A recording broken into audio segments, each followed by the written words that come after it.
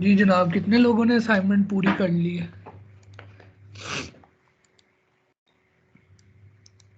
Sir question 1 में थोड़ी problem है। क्या इशू आ रहा है उसमें? कौन सी असाइनमेंट सर? सर वो जो वाइट स्पेसिस, सर वो रीड तो कर लिया पर काउंट में मसला आ रहा है। चले, कौन सी असाइनमेंट यार? इसका तो मेरे पास कोई आंसर नहीं है। असाइनमेंट 4। नहीं, ये कभी आवाज आई थी एक्सक्यूज कौन मी सर। assignment? जी सर मुझे भी अभी पता चला है, फ्रेंड ने बताया कि असाइनमेंट है, बट पोर्टल पर कहीं पे भी असाइनमेंट अपलोड तो नहीं है। बेटा, हर जगह अपलोड है, आपको अनाउंसमेंट भी भेजी गई है। पोर्टल पे आप अपने थ्योरी सेक्शन के अंदर कोर्स मटेरियल में जाएं, वहां पे पड़ी हुई है असाइनमेंट। सर मैं फिर से चेक करती हूँ, वैसे मैंने चेक किया, मुझे मिली नहीं है। जी बेटा, वहां पड़ी हुई है असाइनमेंट 4.docs के नाम से, वहां पड़ी हुई है।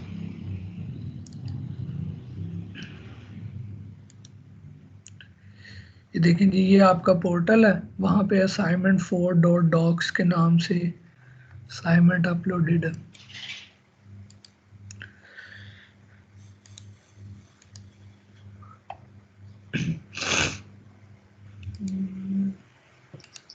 सर काइंडली इसकी सबमिशन कल तक ही कर दें। नहीं बेटा, एक्सटेंशन नहीं होगी इसमें। सर पता ही नहीं था असाइनमेंट का। सर इसका पता ही नहीं था असाइनमेंट का हमें। आप लेजेंड लोग हैं, मैंने लास्ट क्लास की अगर आप रिकॉर्डिंग भी सुन लें, उसमें भी मैंने बताया था कि आपकी असाइनमेंट जो है वो अपलोड हो जाएगी। और मैंने थ्रू पोर्टल जो है वो अनाउंसमेंट भी भेजी हुई है आप सबको। अगर आप ईमेल नहीं देखते तो इसमें मैं कुछ भी नहीं कर सकता। ये देखें जी, PFU असाइनमेंट 4 28 तारीख की आपको जो है वो अनाउंसमेंट गई हुई है कि ये जो है आपकी PF की असाइनमेंट जो है वो अपलोड हो गई है। अगर आप इसे आई थिंक व्यू करना चाहें तो आप यहाँ से व्यू कर सकते हैं। Dear student, PFA4 uploaded on portal. Sorry sir, नहीं पता चला। सर जी चले, कोई बात नहीं, एक दिन एक्सटेंड कर दो। नहीं, असाइनमेंट नहीं एक्सटेंड होगी, क्योंकि आज आपकी ये असाइनमेंट एंड होगी तो कल और परसों आपने असाइनमेंट 5 भी तो करनी है। सर इकट्ठी जमा करा देंगे। नहीं बेटा, इकट्ठी नहीं जमा होगी, वो मैं पहले एक काम एक्सपीरियंस करते, कर चुका हूँ। एक दिन तो दे देना सर, पता ही नहीं था। नहीं नहीं बेटा, ये पता ना होने वाली कहानी तो बड़ी पुरानी हो गई है, कोई नया बहाना होना चाहिए। नहीं सर, सर बहाने नहीं हुआ। सीरियसली नहीं पता था, अभी पता अगले चला है साल आपके की बताने डेट से। है सर। चले, अगर अभी भी पता चला है तो असाइनमेंट के दूसरा क्वेश्चन तो हमने क्लास में इवन ऑड फाइंड किया हुआ है, और पहला क्वेश्चन हमने लास्ट लेक्चर के अंदर किया हुआ है, तो उसमें तो कोई इशू नहीं है। बस आपने थोड़ा सा उसको इस रिक्वायरमेंट के हिसाब से चेंज करना है, और तो इसमें कुछ भी नया नहीं करने वाला है। सर न्यू ईयर ना होता तो एक दिन में हो जानी थी। बेटा, आप न्यू ईयर इंजॉय करें, PF तो आप दोबारा भी पढ़ सकते हैं, उसमें क्या रोल है। लेकिन 2021 की नाइट तो दोबारा नहीं ना आएगी। ये बात से मैं एग्री करता हूँ कि PF तो शायद अगले सेमेस्टर में पढ़ी जा सकते, लेकिन वाकई 2021 की जो न्यू ईयर नाइट है वो दोबारा नहीं आएगी। I agreed. तो आप उस सर हिसाब जी से जब आप इस तरह की बातें करते हैं ना, बहुत टेंशन देते हैं ना। नहीं नहीं, मैं तो आपको हकीकत बता रहा। नहीं देखें, सर जी, क्या देखो ना, आप एक दिन एक्सटेंड 2021 करते हैं की अगर। न्यू ईयर नाइट दोबारा आएगी? नहीं आएगी। लेकिन PF तो कई बार पढ़ सकते हैं हम दोबारा दोबारा, वो तो कोई रोल ही नहीं होता। तो फिर सही है ना सर, फिर ये अगले साल भी सबमिट करवा सकते हैं, आप एक्सटेंड कर दें। जी सर। जी आप अगले साल भी सबमिट करा सकते हैं, आप ड्रॉप करवा लें और अगले साल दोबारा पढ़ के सबमिट करवा दें। अगले साल मींस कल। सर आपसे पहले अब दोबारा पढ़ने की जरूरत जी अस्सलाम वालेकुम। चलें जनाब, अटेंडेंस सुन ले जरा। Faisal, Rohan, present sir. Asad Ashraf, present sir. Noor Fatima, present sir. Mohammad Amar, Mirsad Asif, Zubair Ahmad,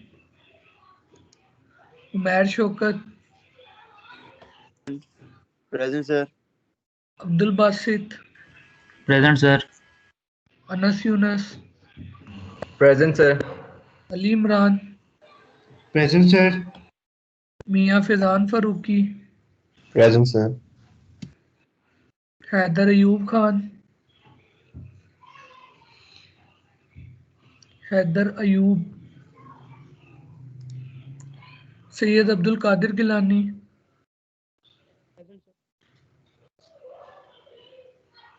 Mohammad Aliyan, Noorulain, Mohammad Matiul Haq, present. Aamir Javed, Aamir Javed, present sir. Kainat Ahmed, Abdullah Sardar, yes sir. Ibrar Ahmed, present sir. Shiza Rashid, नहीं, present sir. Yusra Naveed, Wajiha Asif, present sir. Fatima Hussain,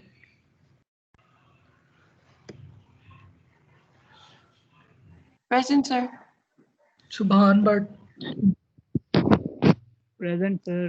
Abdurrahman Ahmed, present. Fatima, sir. Haika Jalal, present. Mateen Asghar,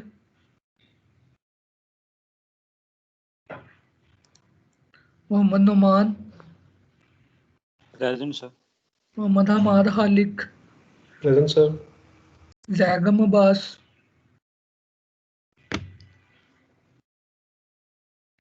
मजहर अब्बास, मजहर अब्बास, प्रेजेंट सर। तकदीस गुल,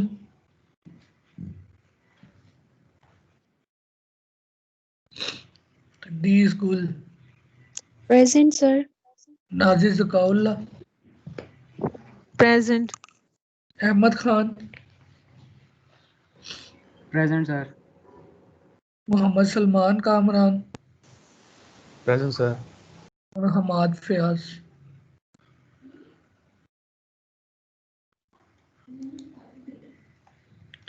So the absentees are Muhammad Ammar, Mirsad Asif, Zubair Ahmad, Haider Ayub Khan. I think इन्होंने ही message किया हुआ है। बेटा again ये last time मैं अपडेट कर रहा हूँ, कोशिश करें अगर आपका माइक नहीं चल रहा तो आप मोबाइल से ज्वाइन करके एटलीस्ट अटेंडेंस का जवाब दें। Noorulain, Yusra Naveed, Mateen Asghar, Zaigham Abbas. So these are the absentees. Sir मेरे साथ।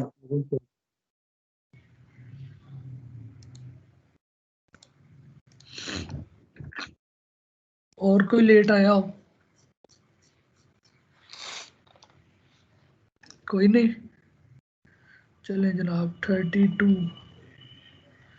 33 स्टूडेंट्स हो गए जी। Sign out 3।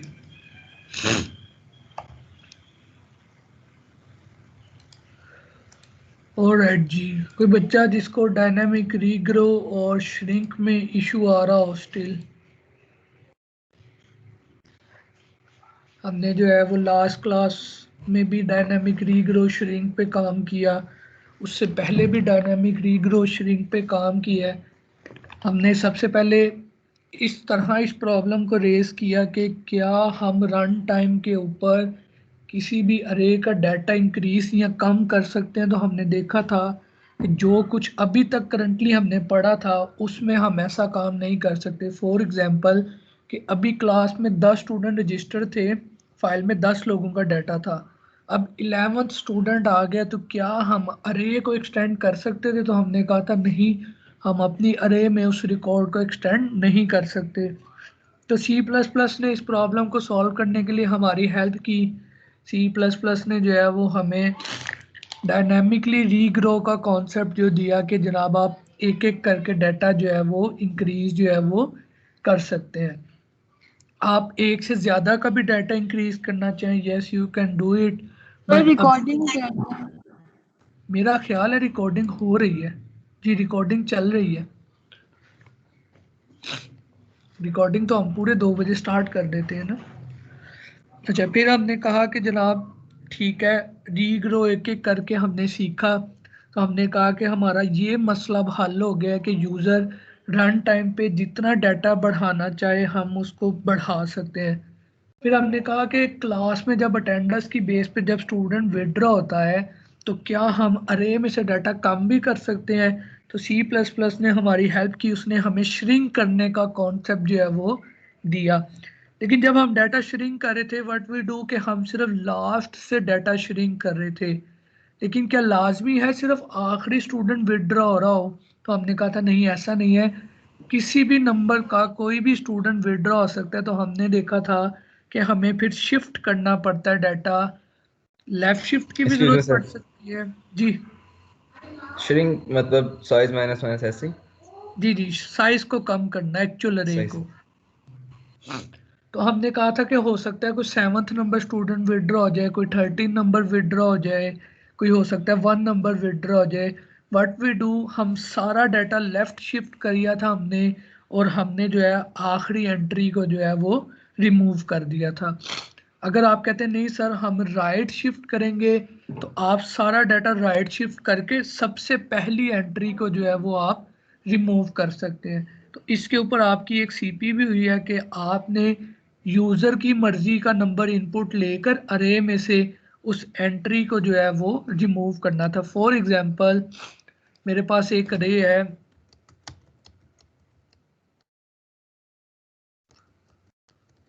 ये मेरे पास अरे है, तो और यूज़र कहते जी उसने 1 जो है वो रिमूव करना है। तो after the first pass your अरे विल बी लाइक दिस। जब इसका सेकंड पास आना था तो योर अरे should be like this.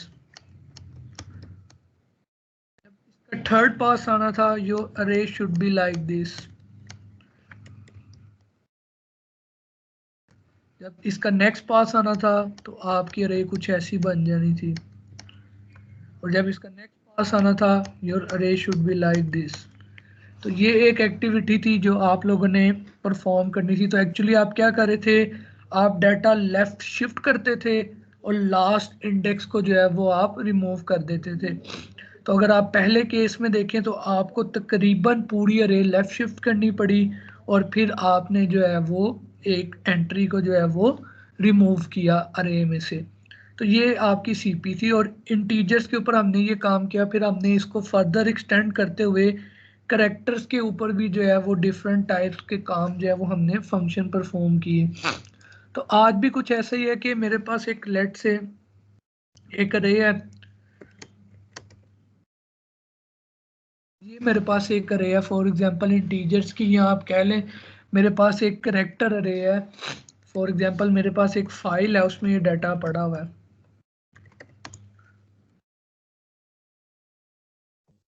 Sir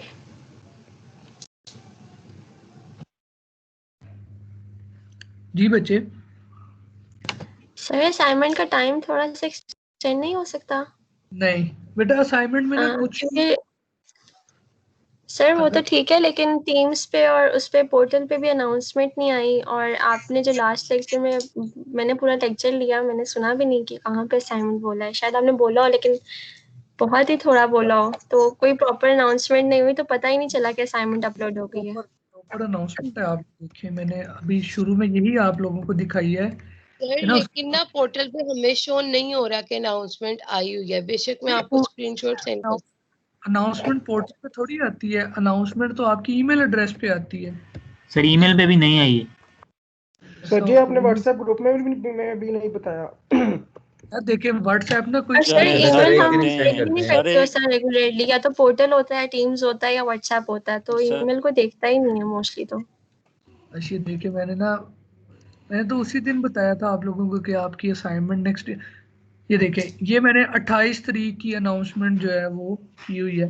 secondly अगर आप एक दफा असाइनमेंट खोल के मैं आप लोगों को फिर से दिखा देता हूँ, that is not any sir big, question 1 थोड़ा समझा दें फिर। कुछ भी नहीं, अभी हम एक प्रॉब्लम करने लगे हैं ना, उसके बाद मुझे आप बताइएगा कि वो असाइनमेंट में ना कितनी देर लगती है। मैं आपको असाइनमेंट खोल के एक दफा दिखा भी देता हूँ।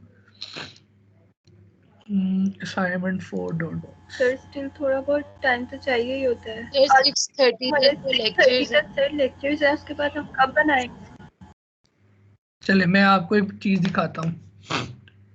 एक सेकंड पहले हमने सर जी टास्क 2 21 कल शुरू हो जाएगा, कल तक कर दें काइंडली। एक मिनट पहले ना हम टास्क 2 को सिर्फ सर थोड़ा जूम और कर दे इसको। जी मैं और सर न्यू ईयर में असाइनमेंट बनाते हुए गुजर जाएगा, एक दिन का टाइम एक्सटेंड कर दें। न्यू ईयर के ऊपर तो मैंने बताया है कि आपने ना अपनी प्रायोरिटी खुद सेट करनी है। देखें न्यू ईयर जो है ना 2021 ये तो दोबारा नहीं आने वाला, ठीक हो गया। हाँ पीएफ दोबारा आप पढ़ सकते हैं, तो इसमें तो कोई बड़ा मसला नहीं होगा। तो सर प्रायोरिटी ना सेकंड क्वेश्चन जो है आपका, सर जी ये ना किया अच्छा, सर, ये आपने इस तरह इवन ना और कराया। सेपरेट करना है, ठीक है जी इसमें ना सिर्फ एक टाइपो है कि यहाँ पे ऑड नंबर की बजाय इवन नंबर आना है और इवन की बजाय ऑड आना है। ये कोई बात नहीं इंग्लिश। सर, ये हो जाएगा। अच्छा एक सेकेंड, लास्ट टाइम हमने इंटीजर डाटा ऐसे रीड किया था, यस सर, फर्स्ट इसका साइज है, बाकी डाटा बड़ा हुआ है इसमें। ठीक है। अब मुझे इसमें एंड पे -99 है जी, इसको खत्म करने के लिए, ठीक हो गया। या इसमें उसने बताया हुआ है कि शुरू में साइज बताया हुआ है मैंने, तो -99 रखने की जरूरत नहीं है। 14 इज द साइज, तो 14 एंट्रीज मैंने रीड करनी है। कितना टाइम लगेगा 14 एंट्रीज को रीड करने में? सर बस आपने एक चीज ऊपर लिखी नहीं है अपने तो क्वेश्चन में फिर कि इसका फर्स्ट टाइम जो डाटा है वो साइज है अरे का, उसके बाद आगे जो डाटा पड़ा हुआ है। एक्चुअली बाकी समझ आ गया इसको देख के। आप एग्जाम्पल को देखें ना, तो उसने बताया कि data.txt ऐसे पड़ी हुई है जी जी सर, और समझ आ गया देख के डाटा कि 14 पॉपुलेट। उसका साइज है और डाटा उसका नेक्स्ट वाला है सारा का सारा। अब आपने क्या करना है, उस अरे के हर इंडेक्स पे लूप लगा के चेक कर लेना है। अगर तो मोड 2 से 0 आ रहा है तो इवन सर हो अरे में जाएगा। क्वेश्चन नंबर 1 समझाएं थोड़ा सा। आप 1 पे आते हैं। यार भाई आपसे हो जाएगा ना, बाकी को तो समझ नहीं सबसे ना हो काइंडली, जाएगा। आप चुप कर जाएं अगर आपका हो कुछ गया। भी नहीं है इसमें। क्वेश्चन 2 सर जो है क्वेश्चन वो पढ़ तो लो जरा एक सेकंड के लिए। क्वेश्चन 2 जो है वो हमने क्लास में किया हुआ है। लास्ट टाइम हमने जब फाइल से डाटा रीडिंग स्टार्ट की थी तो हमने कहा था अगर आप इस टेक्स्ट को देखें तो अब मुझे नहीं पता कि इसमें कितना डाटा पड़ा होगा। तो करेक्टर के केस में हमने कहा था कि हमारे पास जो \n होता है ना, it will be help us कि आपकी जो लाइन है ना वो एंड हो गई है, ठीक हो गया। तो मैं यहाँ पे ये काम कर सकता हूँ कि मैं अपना डाटा रीड करूँ, अपनी रिक्वायरमेंट के हिसाब से उसे चेक करूँ, और अगर वो मेरी रिक्वायरमेंट पे पूरा उतर है तो मैं लेंथ की अरे को इंक्रीज करना शुरू कर दूँ। जो मैं आज प्रॉब्लम हम सॉल्व करने लगे ना करेक्टर अरेज के ऊपर, it will help you to doing this assignment, और इसकी आपको इजीली समझ भी आ जाएगी अगर आप आज की प्रॉब्लम समझ लेते हैं। तो लेट से मेरे पास ये एक फाइल में जो है ना वो डाटा पड़ा हुआ है और यूज़र मुझे कहता है कि जनाब आपने इसको रिवर्स कर देना है। जो आपकी आउटपुट फाइल होगी वो अरे को रिवर्स कर देगी with the help of pointers, और आपको जो है वो एक्स्ट्रा मेमोरी अलाउ नहीं है।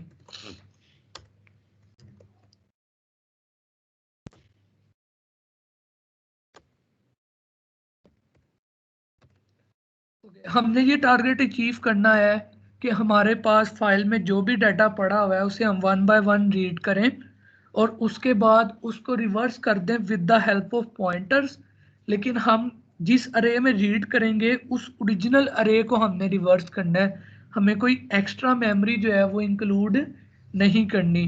तो अगर मैं यहाँ पे अरे क्रिएट करता हूँ, for example I should change the marker, और मैं सबसे पहले क्या रीड करूंगा, मैं हेलो रीड करूंगा।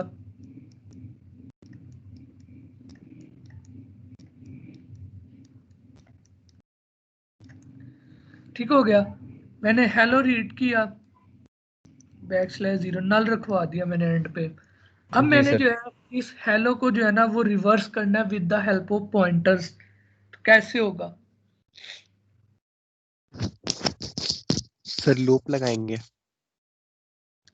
कैसे लूप लगाएंगे? पॉइंटर को कहाँ पॉइंट करवाएंगे? सबसे पहले पॉइंटर सर को तो 0 पे। चले जी, एक मैंने ptr1 बना लिया जो यहाँ पॉइंट कर रहा है जी। और सर अब नीचे स्टेटमेंट लिखेंगे कि ptr1 is ptri is equal to ठीक है, ptr size minus 1. नहीं सर, ठीक सॉरी है सर, एक और दिया हुआ सर आपने PTR1 लिया हुआ है। जी। ptr1 अब इसका मतलब है कि हर I इंडेक्स के लिए अलग is PTR यूज equal करेंगे। to array size minus I. नहीं, हर इंडेक्स के लिए अलग पीटीआर तो नहीं यूज होगा, मैंने उसका नाम ptr1 रखा है, नाम आप सादा ptr रख लें, उसमें तो कोई फर्क नहीं पड़ेगा, ये तो Sir, मैंने अपने लिए नेम ptri रखा है। is equal to array size minus I. अच्छा, अगर मैं ये स्टेटमेंट जो ये कह रहे हैं डेट इज के ptr1 का ith index is equal to ptr का साइज -1, साइज माइनस आई कह रहे हैं आप साइज? Yes. अच्छा, सर ये तो गलत हो जाएगा। एक सेकंड इसको चला के देखते हैं। मेरा ptr आई जो है, let's say I is here which is 0, this is 1, this is 2, this is 3 and this is 4। तो अरे का साइज क्या होगा? 1 2 3 4 5, साइज हमारे पास 5 आएगा। तो 5 - 0 इज 5, तो हमारे पास क्या होगा कि वो नल को पॉइंट कर रहा होगा। तो इसके लिए अगर आप इसको लिखना चाहते हैं तो you should do something like this, ताकि वो 4 से स्टार्ट करे। चले जी, आई माइनस, तो मैंने ओ को एच पे प्लेस कर दिया, तो ओ तो यहाँ राइट हो गया, पर सर हम हो ओ गया। को पॉइंट करके और उसको लूप को हम दूसरी तरह चलाते हैं माइनस माइनस करके। उसमें भी मैं प्रिंट क्या करवाना है? सर पहले एच को किसी टेम्प में रखवा दे, उसके बाद फिर अच्छा, जहाँ पे ओ था उस पोजीशन पे एच को प्लेस कर दे। ठीक है, तो इसका मतलब है आप लोग चाह रहे हैं कि मैं स्वैपिंग का कोड लिखूं, समथिंग लाइक दैट, जो बबल सॉर्ट में हम स्वैप करते थे, कि मैं वहां पे कोई 2 इंडेक्स पास करूं, लेट्स से इंडेक्स 1 और इंडेक्स 2, ऐसे है जी। और मैं क्या करूं इसके बाद, मैं कोई टेम्प बनाऊंगा, उसके अंदर इंडेक्स 1 को स्टोर कर लूं, देन मैं कहूं जी index 1 is equals to index 2 and then index 2 is equals to index 1। अब इस कोड को चला के देखते हैं। फॉर एग्जांपल मैं कहता हूं कि मैंने ptr ऑफ आई पास किया और ptr ऑफ साइज -1 पास किया, दोनों यहाँ पास हो गए। देन h जो है वो टेम्प में स्टोर हो गया, एक मेरे सिस्टम में टेम्प बना, उसके अंदर स्टोर हुआ एज, ओ को राइट कर दिया एज पे, और सॉरी इसकी जगह टेम्प आएगा, टेम्प, और इसको साइन कर दिया टेम्प। तो आफ्टर द फर्स्ट पास मेरे पास जो अरे बन जाएगी, this is O E L L H तो करें जी। ओरिजिनल एरे उसकी कॉपी करके नहीं करें। नहीं नहीं नहीं, ओरिजिनल अरे कोई चेंज करना है, कॉपी तो बनानी नहीं है। ले जनाब, आफ्टर द फर्स्ट पास मेरे पास ये कहानी हो गई। मुझे कोड को स्टॉप कब करना है? सर हम लूप चलाएंगे साइज डिवाइडेड बाय 2 तक। अच्छा, इस केस में हाफ साइज क्या आएगा मेरे पास? 2 2 3 4 आएगा हाफ 5 2 आएगा, ये तो इवनली डिविजिबल नहीं है। सर 2 आएगा ना साइज, तो वो 2 बार स्वाइप करके बस कर देगा। अच्छा, 2 बार स्वैप होगा, पहला स्वैप ये हो गया और अगला स्वैप क्या हो जाएगा? ई और एल का स्वैप हो जाएगा, ठीक है। और सर के केस में तो एक ही स्वैप नहीं चाहिए बस, सर उसमें वो भी 3 डिवाइडेड बाय 2 होके वो 1 आएगा, ऑटोमेटिकली 1 स्टोर ठीक होगा। है। और इस केस में भी हमारे पास 1 2 3 4 5 साइज है, तो 5 डिवाइडेड बाय 2 2 आएगा। तो एम और ए आपस में स्वैप हो जाएंगे, ठीक है। साइज डिवाइडेड बाय 2 तक का लूप इन्होंने कहा हम चलाएंगे। तो इस तरह से क्या है कि मैं ओरिजिनल अरे को जो है वो लेट से हम देखते हैं कि हम क्या उसे स्वैप कर सकते हैं कि नहीं कर सकते।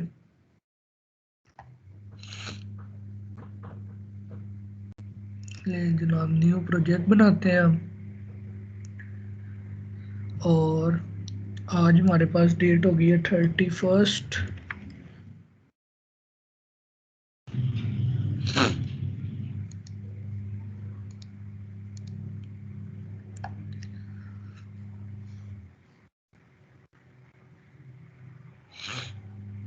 ले जनाब हम एक फाइल ऐड करते हैं, दैट इज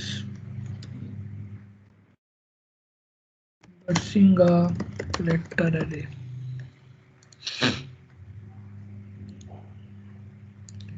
एक फाइल ऐड कर लेते हैं,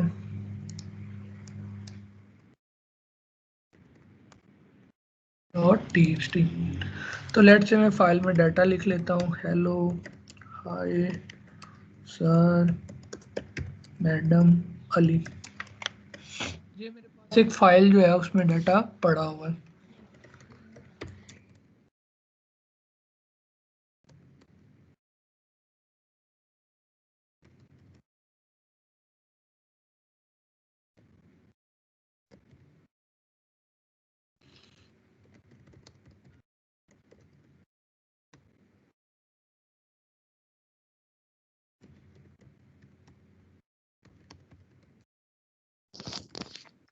स्पेस कैश में डाला।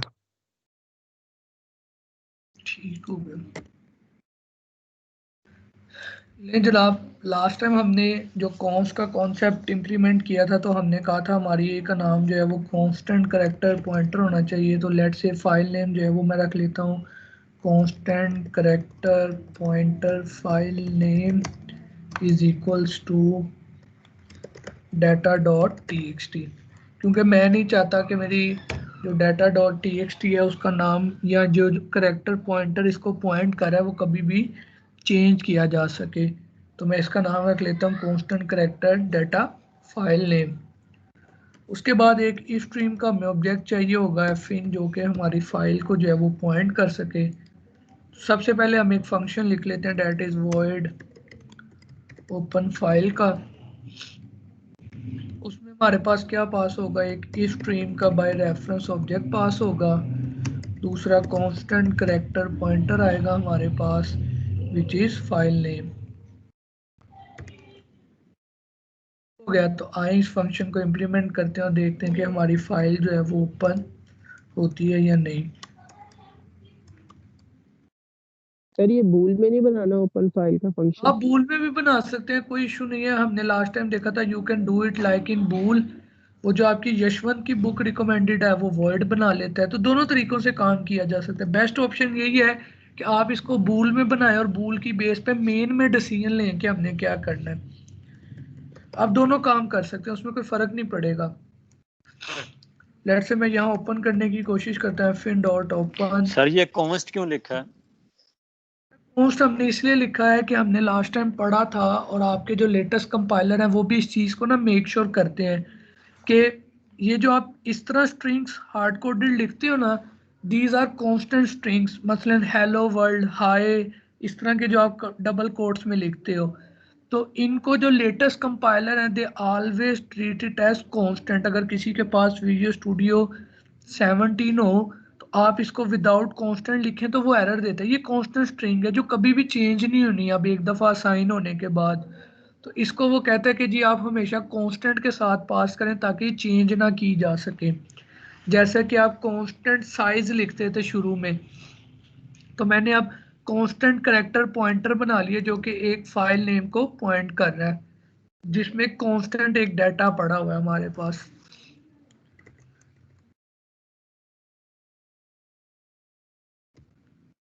इफ अगर तो फाइल ओपन नहीं हुई,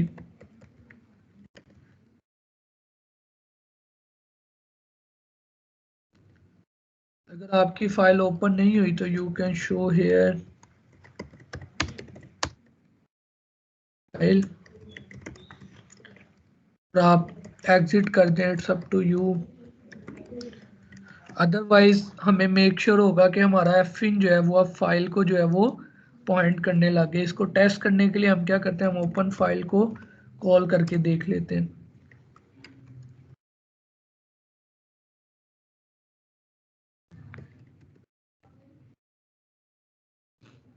हम क्या करते हैं, इसे चला के देखते हैं। अगर हमारे पास फेल टू ओपन फाइल लिखा आ गया तो इसका मतलब है कि हमारे कोड में गड़बड़ है। अगर वो नहीं लिखा आया तो फाइल चल रही। इसको टेस्ट करने के लिए हम फाइल का नेम गलत पास करते हैं और यू विल फाइंड आउट के फेल टू ओपन फाइल लिखा आ गया। जब फाइल मैंने ओपन कर लिया और फाइल में जो है अब मुझे आइडिया नहीं है कितना डाटा पड़ा हुआ है, तो लास्ट टाइम हमने कहा था कि इसका मतलब है कि मुझे डायनेमिक रीग्रो की तरफ जाना पड़ेगा, क्योंकि मुझे एग्जैक्टली आइडिया नहीं है कि डाटा फाइल में कैसे पड़ा, कितना पड़ा हुआ, क्या लेंथ है डाटा की। बट मुझे ये पता है कि एक वर्ड जो है ना वो एक लाइन में पड़ा हुआ है, तो एक लाइन एंटर से एंड हो रही है। तो व्हाट शुड आई डू? मैं कहता हूँ ठीक है जनाब, हम जो है वो एक करेक्टर पॉइंटर बनाते हैं। इसको हम शुरू पे नल ptr असाइन कर देते हैं और एक हम रीड का फंक्शन बनाते हैं जो कि हमें data character by character read करके रिटर्न करता जाएगा। लास्ट टाइम भी हमने क्लास में इसी तरह किया था कि हमने करेक्टर बाय करेक्टर या integer by integer data read करना शुरू किया था, और जब हमारी मर्जी का डाटा आ गया था तो हम वो जो है वो वहाँ से फाइल को एग्जिट कर गए थे। उसके दोनों तरीके हैं। एक तरीका यही है कि हम यहाँ से कॉल भेजें और 1 बाय 1 रीड होता है। दूसरा तरीका ये है मैं डाटा रीड के फंक्शन को कॉल भेजूँ, वहाँ पे डाटा रीड करना शुरू करूँ और चेक करूँ कि क्या एंटर आ गया। अगर तो नहीं आया तो डायनामिक रीग्रो को कॉल भेज दूँ। तो हम अभी स्टार्ट में लिखते हैं वॉइड डाटा रीड का फंक्शन, जिसमें मैं क्या पास कर देता हूँ, फॉर एग्जांपल मुझे अपना करेक्टर पॉइंटर पास करना है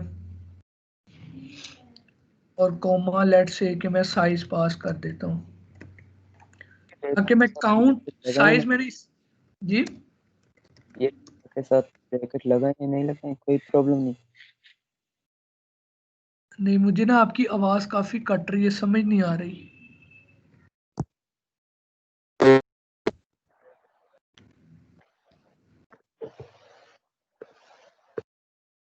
नहीं, मैं अभी भी नहीं आपको सुन पा रहा। मैसेज में टाइप कर दे, मैं रिप्लाई कर देता हूँ उसका कि आप क्या कहना चाह रहे हैं।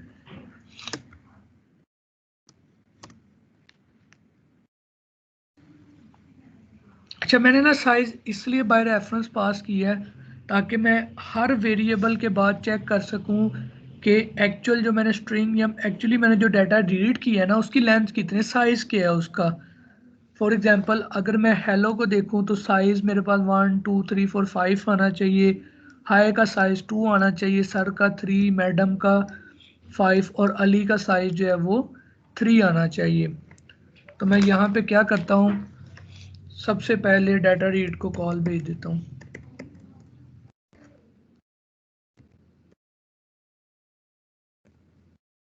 आए हम एक डाटा रीड का फंक्शन इंप्लीमेंट करते हैं और देखते हैं कि हम किस तरह से जो है वो डाटा को रीड कर सकते हैं।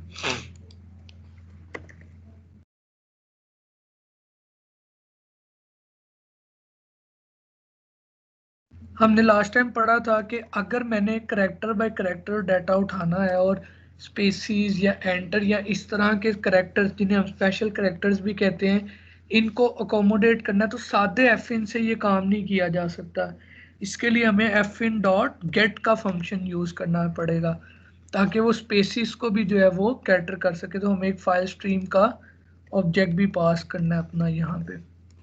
सर लेकिन जो आपकी फाइल है हेलो सर मैम, इसमें तो कोई स्पेस नहीं है, इसमें हम सिर्फ एफिन यूज कर सकते हैं वैसे। अगर हम एफिन यूज करेंगे तो एंटर का कैसे पता लगेगा कि एंटर आ गया कि नहीं? नहीं, आपकी क्वेश्चन दोबारा बताएं। आप एफिन यूज करते हैं, लेट से एफ इन ए तो एक करेक्टर रीड कर सकता है ना, तो मैं कितने की अरे बनाऊं जिसमें मैं डाटा रीड करूं? जी, ये तो एक करेक्टर रीड करेगा सिर्फ, और इस डाटा की लेंथ मुझे पता नहीं है, तो मैं अगर F in dot gate line use करना चाहता हूँ कि पूरी लाइन रीड कर सकूँ क्योंकि स्पेसिस तो नहीं है, तो मैं साइज क्या दूँ उसे, वो तो मेमोरी वेस्ट करेगा। तो हमने तो मेमोरी वेस्ट करनी नहीं है, हमने तो पढ़ लिया कि जनाब हम डायनामिकली रीग्रो कर सकते हैं, so we don't not need to waste any memory now. तो what should we do? Sir हम मेमोरी लीक कैसे होगी, मतलब दूसरी मेमोरी तरह वेस्ट इसका करें, size कैसे count वेस्ट कर होगी सकते हैं? मेमोरी? ठीक है ना, आप पूरी लाइन कैसे रीड करेंगे ये वाली मुझे बताएं। एफ इन से कर लेंगे। अब एफ इन से जब करेंगे तो वो पूरी हेलो वर्ड गेट कर लेगा, हेलो वर्ड को पूरे एक एरे में स्टोर करवा देंगे। उसके बाद जब दोबारा एफ इन आएगा तो वो नेक्स्ट वर्ड को गेट करेगा, उसको दोबारा एरे में स्टोर करवा देंगे। साइज क्या होगा? साइज आप कुछ भी लेट कर दें, 10 लेट कर दें, ऐसा कुछ भी नहीं होता। क्यों, वो तो जाया हो गया 5। इसके केस में 5 बाइट जाया हुए, इसके केस में 8 बाइट जाया हुए, इसके केस में 7 बाइट जाया हुए, इसके केस में फिर 5 बाइट जाया हुए, इसके केस में 7 बाइट जाया हुए। तो आपका प्रोग्राम तो मेमोरी वेस्ट करना शुरू हो गया। सही सही। और लेट से अगर 7 TB डाटा है तो आप एज्यूम कर लें कि कितनी मेमोरी जो है वो आप वेस्ट करना शुरू हुए। समझ आ गई। Sir, if I don't give brackets around data.txt, it gives error.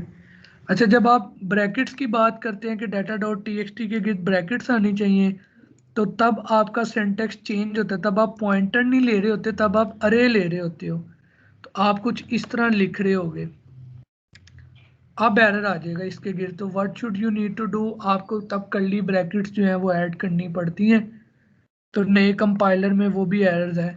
तो आई वुड रिकमेंड कि चूंकि आपकी बुक वाला पॉइंटर्स की तरफ शिफ्ट हो गया है, हम पॉइंटर्स की तरफ शिफ्ट हो गए हुए हैं, आप पॉइंटर का सिंटैक्स यूज़ कर लें। अदरवाइज जो पुराने लेक्चर्स में यूज़ किया हुआ हमने कि अरे की ब्रैकेट्स लगा के और कर्ली ब्रैकेट्स, आप वो यूज़ कर लें, कोई इशू नहीं है। यूज दोनों कर सकते हैं, या पॉइंटर यूज करेंगे नॉर्मल अरे करेंगे। बिल्कुल बिल्कुल कोई फर्क नहीं पड़ता, आप दोनों यूज कर सकते हैं। अब मैंने क्या किया जनाब, करेक्टर बाय करेक्टर जो है ना वो डाटा गेट करना शुरू कर दिया, क्योंकि मुझे पता नहीं है साइज कितना है। और मैं गेट लाइन इसलिए नहीं यूज कर पा रहा इस प्रॉब्लम के अंदर कि मेमोरी वेस्टेज स्टार्ट हो जाएगी। क्यों, अगर तो मुझे ये बताया होता for example 5 space this, 2 space this, 3 space this, 5 space this and 3 space this. अब मैं क्या करता, मैं पहले एक एफ इन करता तो मेरे पास इंटीजर आ जाता, मुझे पता लग जाता ये साइज है, और मैं F in dot gate line के जरिए उतना डाटा जो है वो इजीली रीड कर सकता था +1 करके, क्योंकि हमने एंड पे नल भी रखना है। तो अभी मुझे ऐसा कुछ भी नहीं बताया गया, तो व्हाट शुड आई डू, मैं एफ इन डॉट गेट करता हूँ, ठीक है, और मैं चेक कर लेता हूँ while a is not equal to \n, क्योंकि मेरा जो डाटा है that is end with \n। तो क्या कहीं \n तो नहीं आ गया? फॉर एग्जांपल नहीं आया, तो मैंने क्या करना है, मैंने करना है जी साइज प्लस प्लस कर देना है कि भाई एक एंट्री जो है वो मेरे पास रीड हो गई है। और मैंने किसको कॉल कर देना है, 1D करेक्टर डायनामिक रीग्रो को। मैंने पास क्या करना होगा, लेट से मैंने उसको ARR पास करनी है, साइज पास करना है, और करंट वैल्यू पास कर दी मैंने। ठीक हो गया। अब हम क्या करते हैं, इस फंक्शन को इम्प्लीमेंट करके देख लेते हैं कि ये फंक्शन का बिहेवियर क्या होगा। एक्चुअली ये फंक्शन मुझे जो है वो एक करेक्टर पॉइंटर ही रिटर्न करेगा एज ऑलवेज, क्योंकि ये करेक्टर डाटा और वो उस अरे को रीग्रो करके हमें वापस भेज रहा होगा। तो मैं यहाँ पे करेक्टर पॉइंटर पास कर देता हूँ इंटी। अब चूंकि मैंने साइज को वहां चेंज तो करना नहीं है, तो इसलिए अब जो मेरा साइज पास होगा, dash size should be by value not by reference. और जो मैंने वैल्यू वहां प्लेस करनी है, that value should again by value pass होगी, ना कि बाय रेफरेंस। इसका कोड लिखते हैं लास्ट क्लास की तरह जिसमें हमने काम किया था। तो वो लास्ट में करेक्टर नहीं आएगा इंट के साथ, एक करेक्टर है एक्चुअली हमारा इंट की जगह करेक्टर आएगा, यू राइट, कि हम करेक्टर डाटा पास कर रहे हैं, तो यहाँ पे हमारा करेक्टर आ जाएगा। ठीक हो गया जनाब। फंक्शन ये कर क्या रहा है, समझ नहीं आ रही इस फंक्शन की। ये करेक्टर फंक्शन डायनामिक ग्रो। हाँ जी, डायनामिकली ग्रो करेगा रे को। आपने लास्ट क्लास नहीं ली? नहीं सर। 10 दिनों रिकॉर्डिंग बाद भी, आया तो ऐसे ही होगा। उसकी रिकॉर्डिंग भी सुनने की जहमत नहीं की होगी ना, क्योंकि सर बता देंगे दोबारा। अगर आप लेक्चर छोड़ते हैं तो बस काइंडली सर आप इसलिए वो उसकी रिकॉर्डिंग जरूर सुना करें। अगर सर आप मैं ले लूंगा, मुझे इस तरह समझाए थोड़ा सा। ये एक्चुअली आपकी ना 1 बाय 1 इंडेक्स ग्रो करेगा। एक्चुअली जो लास्ट 2 लेक्चर्स हमने कवर किए हैं, अब शुरू पे देखिए मुझे नहीं पता क्या साइज है, तो मैं एक अरे बनाऊंगा। अगली बार डाटा मजीद आ गया तो मैं अगेन इस अरे को बड़ा करूंगा और इसको ख़त्म कर दूंगा पुराना डाटा कॉपी करके। अगली बार जी सर। मजीद डाटा आएगा तो मैं मजीद कॉपी बनाऊंगा, इसको डिलीट करता जाऊंगा। इस तरह टिल द एंड, जब तक मुझे रिक्वायर्ड है मैं इस अरे सर को आगे समझ। कर सकता हूँ। तो this is called one dimensionally regrow कर रहे हैं हम डाटा। और ये चूंकि करेक्टर लेकिन की आपने अरे, एक बात कही थी यहाँ पे कि जो इंट का साइज, इंटीजर साइज ले रहे हैं वो चेंज नहीं होगा, लेकिन यहाँ पे तो साइज चेंज होता जा रहा है बार बार। नहीं रीग्रो में नहीं चेंज हो रहा, वो चेंज हो रहा है रीड डाटा में। अच्छा, मतलब जो साइज आएगा लाइन नंबर 34 पे वो पास होगा इसको, और वो रीग्रो में चेंज नहीं होगा। नहीं हो सकता ना, ठीक है इसीलिए सर, समझ आ देखिए कि मैंने डाटा रीड को बाय रेफरेंस भेजा है ये, और रीग्रो को बाय वैल्यू पास किया है मैंने। कि फॉर एग्जांपल गया। अगर सही यूजर कोई गड़बड़ करना भी चाहे तो वो जैसे ही रीग्रो करके खत्म होगा, साइज वहीं पे खत्म हो जाएगा, लोकल कॉपी जो है इसकी। तो अब हम चेक कर लेते हैं, अगर तो बिल्कुल बेस केस है हमारा कि हमारा जो साइज है वो अभी 1 हुआ है, यानी कि पहला साइज है, तो हम क्या करते थे, हम जो डमी पॉइंटर हमने बनाना होता है यहाँ पे character asterisk ptr2 is equals to null ptr, तो हम सिर्फ क्या करेंगे, इस ptr is equals to new char of size कर देंगे और ptr साइज -1 के ऊपर वो डाटा जो है वो प्लेस कर देंगे और रिटर्न कर देंगे ptr2 ptr जो भी हमने नाम रखा हुआ है। ये तो केस हो गया जब बिल्कुल बेस केस था, यानी कि पहली वैल्यू अभी मैंने प्लेस किया है। व्हाट अबाउट के साइज 1 से ज़्यादा हो गया हुआ है, तो बिल्कुल उसी तरह कि हम ptr की न्यू साइज के हिसाब से पहले उसको मेमोरी देंगे, और फिर हमने कॉपी का फंक्शन बनाया था कि जनाब पहले पुराना डाटा इस अरे में क्या करें, कॉपी करें। तो आए हम उस कॉपी के फंक्शन को दोबारा लिखते हैं,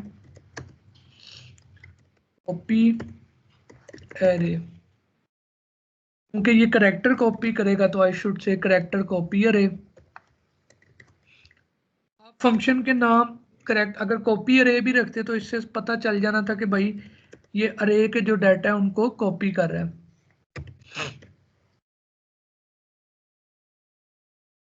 टाइप का साइज। अगेन अब यहाँ पे आप सवाल कर सकते हैं कि सर करेक्टर अरे में साइज पास करने की कोई ज़रूरत नहीं होती, हम नल तक का लूप चलाकर भी कॉपी कर सकते हैं। Yes you can do that as well, आप नल तक का लूप चलाएं और डाटा जो है वो कॉपी कर लें, तब भी कोई फ़र्क नहीं पड़ेगा।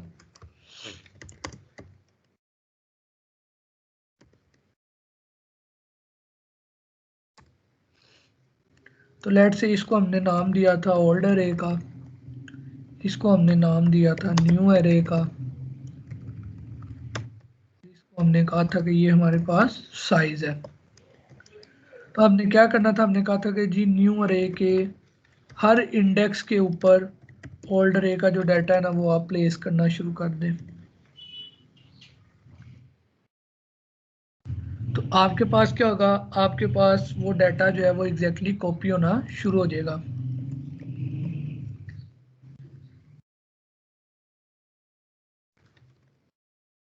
फॉर एग्जांपल मैं कहता हूँ मेरे पास एच आ गया फर्स्ट टाइम, तो मेरा ये बेस केस जो है वो चला। जब अगली बार आया तो साइज शुड बी 2, तो मैंने 2 तक की अरे बनाई और 1 is less than 2, 2 is less than 2 false हो जाएगा, तो एक एच का डाटा जो है वो ptr में कॉपी हो चुका हुआ है। उसके बाद मैंने क्या करना है, ptr साइज -1 के ऊपर वो वैल्यू प्लेस करनी है और अगेन आप रीसेट का फंक्शन भी लिख सकते हैं, जिस तरह लास्ट टाइम लिखा हुआ था फिजान ने, हमने उस कोड को मॉडिफाई किया था, या आप यहाँ पे जो है वो डिलीट भी कर सकते हैं इटसेल्फ पीटीआर को, सॉरी एआरआर को। जी जो हम रीसेट का बनाते हैं उसके अंदर हम एज एरे भी और पॉइंटर भी पास कर सकते हैं। उसमें आप एज एन अरे पास करेंगे तब भी कोई मसला नहीं आएगा, क्योंकि अरे इटसेल्फ अ पॉइंटर होती है। यस सर, वही दोनों तरह से पास कर सकते हैं। जी जी, आप दोनों पास कर सकते हैं। लेकिन जनाब मैंने क्या किया, उस पुरानी अरे को जो है वो जनाब ख़त्म करते हुए डिलीट कर दिया ARR, और इससे पहले जो हमने कॉल करनी थी डेट इज करैक्टर कॉपी अरे, पास करना था ARR ओल्ड अरे को, PTR न्यू अरे को और साइज को। तो इसने क्या करना है, इसने character by character data copy करते जाना है और नल PTR को जो है इसने वो असाइन कर देना है। ठीक हो गया। अब मुझे कोई बच्चा बता सकते हैं कौन सा एक ऐसा स्टेप है जो अभी तक हमने मिस किया इस काम के दौरान? अगर आप इस अप्रोच को देखें तो कौन सा काम हमने अभी तक नहीं किया? स्वाइपिंग। हमने एक्चुअल में अरे के एंड पे नल नहीं प्लेस कर रहे अभी तक, क्योंकि हमने नल टर्मिनेटर अरे रखनी होती है ना। तो what should we need to do कि PTR ऑफ साइज को हम क्या कर दें, नल कर दें, ताकि हम जब अगली बार अपना लूप कंटिन्यू करना चाहें या अरे को स्टॉप करना चाहें तो वो क्या हो, वो नल PTR से ख़त्म हो जाए। सर वो तो ऑटोमेटिक प्लेस हो जाते हैं ना, 4 नहीं के होता। उसके अंदर। ये देखिए मैं ना इस पे नल प्लेस नहीं करता, ठीक है, और जब तक एंटर नहीं आया मैंने रीड किया डाटा, ठीक है, और उसके बाद मैं सी आउट करता हूँ ARR। ठीक हो गया। ये तो हमारी बड़ी खुशकिस्मती होगी अगर यहाँ पे वो नल पड़ा हुआ, अगर नहीं पड़ा होगा तो कोड आपका बड़ी दूर भागता हुआ निकल जाएगा। हाँ जी, वो हमने दोबारा fin.getA नहीं कॉल किया हुआ। लें जनाब, लें जी, हेलो 2 आना शुरू हो गया है। वो क्यों आना शुरू हो गया है? इतनी दूर जाके उसको जो है ना वो कहीं नल मिला है, तो करैक्टर अरे ऑटो नल प्लेस नहीं करती। अब मैं क्या करता हूँ, मैं खुद से नल प्लेस करता हूँ। हमने पढ़ा तो था, पता नहीं गेट साइन से करो या जिससे भी करो तो लास्ट में कर देती थी ऑटोमेटिक प्लेस। वो नहीं, ऑटो जो नल प्लेस करती है डेट इज स्ट्रिंग। हमने स्ट्रिंग नहीं पढ़ी कभी भी। हम जब करैक्टर अरे बनाते थे शुरू में, फॉर एग्जांपल इस तरह ऑफ लेट से एनी साइज, तो हम उसको नल से इनिशियलाइज करते थे एक्सप्लिसिटली। हम कहते थे कि हम एक्सप्लिसिटली पूरी अरे में नल रखवा दिए, अब जहां तक जाना होगा हम नल से रोक लेंगे। ऑटो प्लेसमेंट नहीं होती इसमें नल की। अब मैं इस कोड को चलाता हूँ and you will find out कि एग्जैक्टली सिर्फ हेलो तक जो डाटा है ना वो प्रिंट होगा। I did something, PTR of size is equals to null, तो वो नल रख देगा और PTR को जो है वो हम रिटर्न कर देंगे।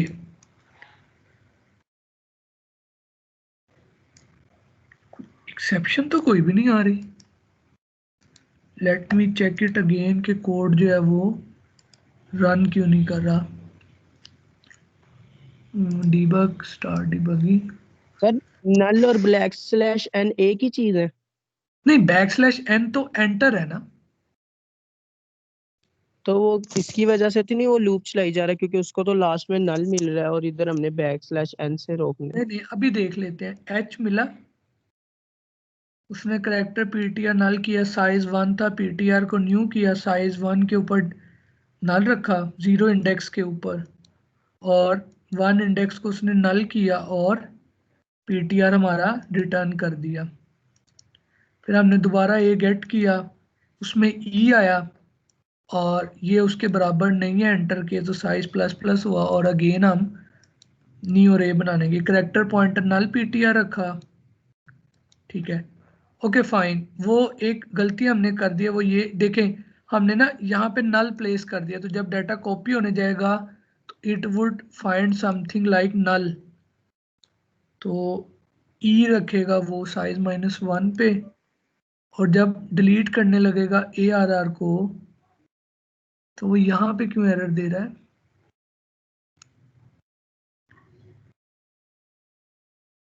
अरे ये तो डिलीट होनी चाहिए।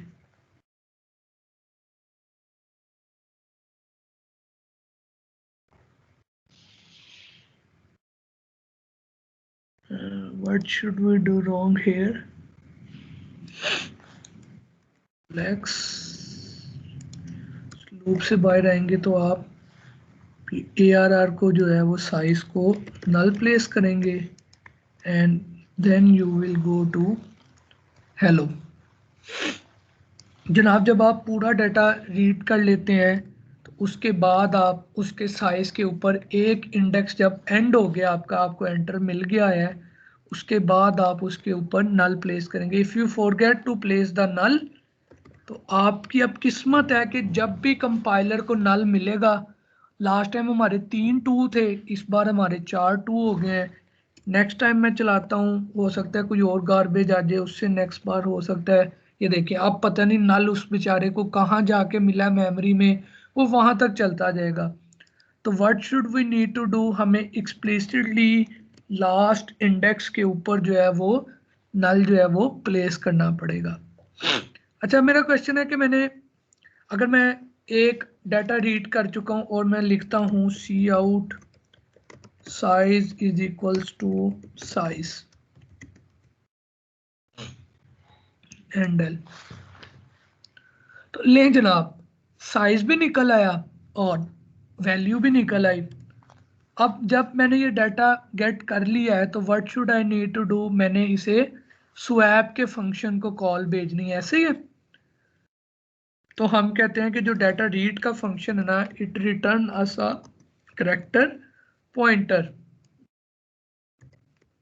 और उस करैक्टर पॉइंटर में क्या होगा, उस करैक्टर पॉइंटर के अंदर पूरा डाटा पड़ा होगा जो हमने फाइल से रीड किया है।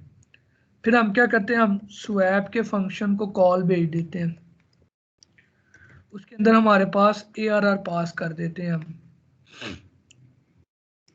तो void स्वैप और उसमें जाएगा करैक्टर पॉइंटर। ठीक हो गया। तो आइए इसको इम्प्लीमेंट करते हैं और देखते हैं कि हम किस तरह से जो है वो कंप्लीट अपना डाटा जो है वो स्वैप कर सकते हैं।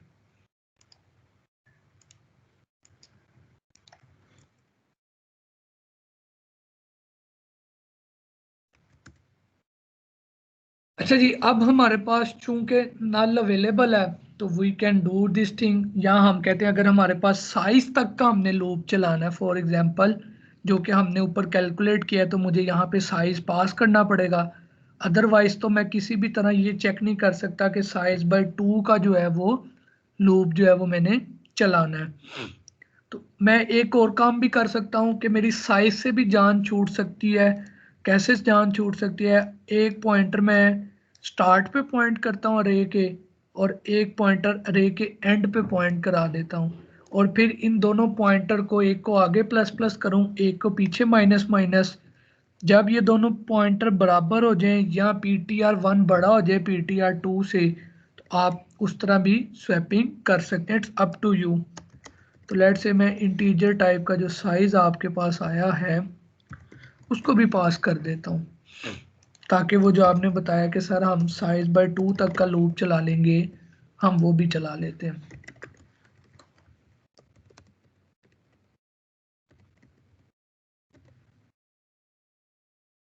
उससे पहले आपने कहा था जी एक PTR आपको अरे के 0th इंडेक्स को पॉइंट करना है, तो let say integer static PTR is equals to address of ARR of 0।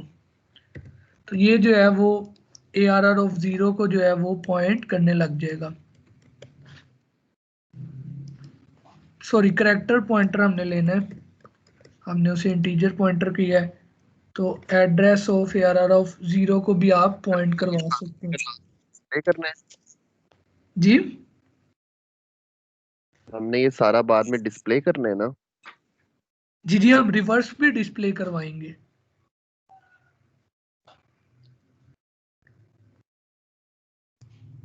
अभी क्या हुआ, सर अगर मैंने जी डिस्प्ले जी में ही हम बताओ। रिवर्स कर ले तो मतलब डिस्प्ले जब कर रहा हो तो तभी वो आखिरी इंडेक्स से शो करना शुरू करे। बेटा वो सिर्फ डिस्प्ले रिवर्स हुआ है, वो ओरिजिनल अरे में रिवर्स नहीं हुआ। हमने ओरिजिनल अरे में रिवर्स करके डिस्प्ले करवाना है। वो तो सिर्फ डिस्प्ले उल्टा हुआ है ना, अरे का कंटेंट तो नहीं ना रिवर्स हुआ, हमने तो कंटेंट रिवर्स करना है। ले जी, मैं क्या चेक करूं? अभी मुझे स्वैपिंग करनी है इस लूप के अंदर, ऐसी है जी। तो मैं character pointer temp is equals to value of i temp में स्टोर कर लेता हूं, ऐसे है। और उसके बाद मैं कहता हूं कि ARR ऑफ i के ऊपर हमने क्या रखना है, ARR ऑफ साइज -1 रखना है, i रखना है हमने।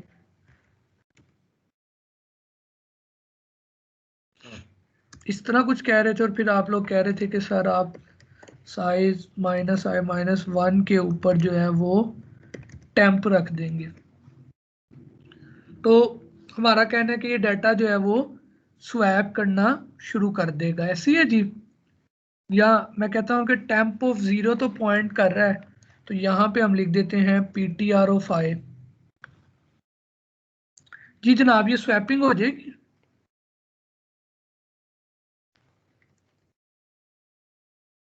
जी जनाब, ये स्वैपिंग हो जाएगी इस तरह से।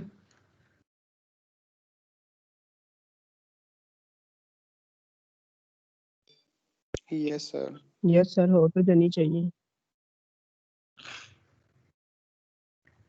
अच्छा, इसमें अगर मैं पॉइंटर नहीं भी यूज करूंगा तो जो रोल आप जिस तरह लिखवा रहे हैं वो उस तरह तो स्वैपिंग वैसे भी हो जाएगी जैसे मैंने ये की है। पॉइंटर कहाँ यूज हुआ है?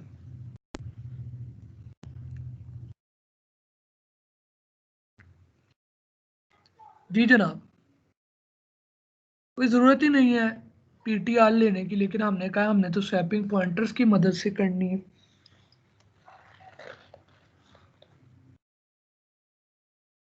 जी जनाब। सर एरे ऑफ आई को हम इज अ पॉइंटर लिख सकते हैं जो character temp is equal to किया है। नहीं, वो तो ओरिजिनल अरे के इंडेक्सेस हम लिख रहे हैं ना। हम एक्चुअली इस पॉइंटर की मदद से तो कुछ भी नहीं कर रहे जो हमने बनाया था, हम तो इसके इंडेक्स की मदद से कर रहे हैं। जबकि हम तो चाह रहे हैं कि हम पॉइंटर की मदद से कुछ स्वैपिंग करें और इंडेक्सेस को हम ना एक्सेस करें, क्योंकि इंडेक्सेस का हमें नहीं पता, हमें सिर्फ एड्रेसेस का पता है। जी, क्या करें?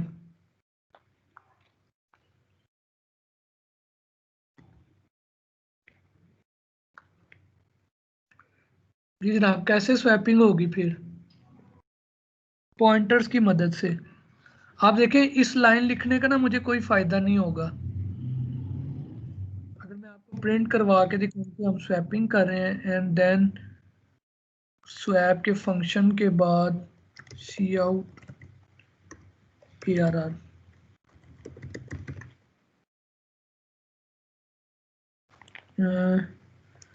कह रहे data read must return a value, yes must return a value which is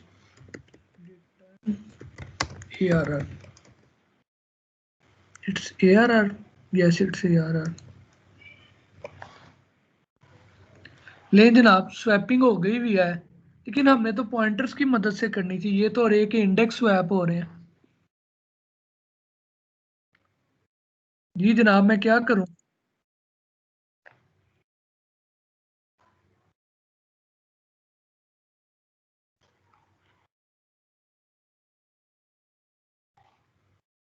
जनाब कोई आंसर तो करें ना, हम क्या करें, कोई तुक्का लगाएं, कुछ तो बताएं। सर क्वेश्चन दोबारा रिपीट कर दें काइंडली। सर क्वेश्चन मेरा ये है कि अभी जो हमने स्वैपिंग की है ना, वो तो अरे के इंडेक्सेस की मदद से की है ना, लेकिन हमारा प्रॉब्लम ये है कि हमने पॉइंटर्स की मदद से स्वैपिंग करनी है। तो इस पॉइंटर को तो पॉइंट कराने का कोई फायदा ही नहीं हुआ, स्वैपिंग तो इंडेक्सेस ने की है, हमने तो पॉइंटर्स की मदद से स्वैप करना है ना, तो क्या करें?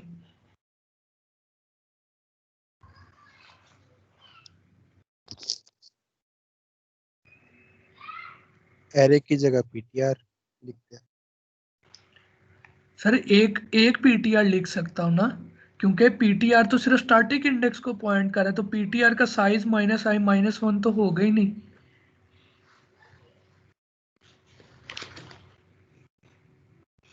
इस ARR को मैं पीटीआर से जरूर रिप्लेस कर सकता हूँ।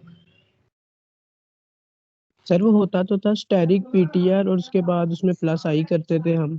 सर मैं कितने i प्लस करता हूँ? फॉर एग्जांपल आप चाहते हैं मैं ये लिखूं ptr ऑफ i, ऊपर अभी डिक्लेयर कर लेते हैं इसे ये, देन ptr ऑफ i,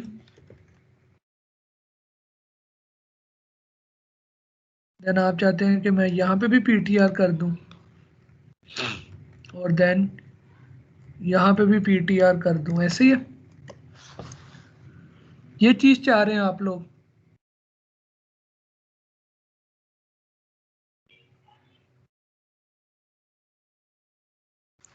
क्या मुझे ऐसे नहीं करना पड़ेगा थोड़ा सा?